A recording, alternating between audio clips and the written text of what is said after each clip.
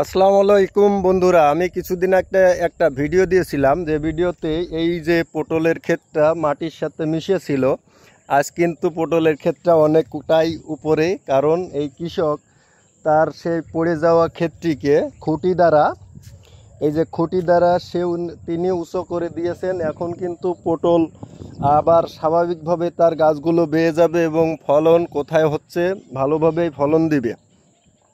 এই যে দেখুন, সেই ক্ষেতটি মাঝে মাঝে খুঁটি দিয়ে চারিদিক দিয়ে যে এরকম আড়াআড়ি বাঁশ দিয়ে উঁচা করে বেঁধে দিয়েছে। তো এখন খুবই সুন্দর লাগতেছে এবং কৃষক তার ক্ষতির সম্মুখীন থেকে কিছুটা উন্নতি করতে পারবে। তো এই যে দেখুন, সুন্দর করে পটল ধরছে, আরও অনেক পটল আছে।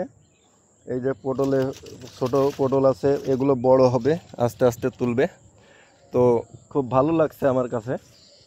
এই যে পড়ে গিয়েছিল সেটা কিছু খুঁটি দিয়ে আস্তে আস্তে তিনি বেঁধে দিয়েছেন এবং সঠিকভাবে তিনি সুন্দরভাবে তার পটলের ক্ষেতটি দাঁড় করিয়ে রেখেছে এবং সুন্দরভাবেই পটল ধরতেছে এবং তিনি খুব ভালোভাবেই তার উপার্জন করতে পারবে। ধন্যবাদ সবাইকে।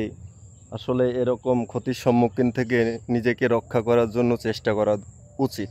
ধন্যবাদ। আসসালামু আলাইকুম।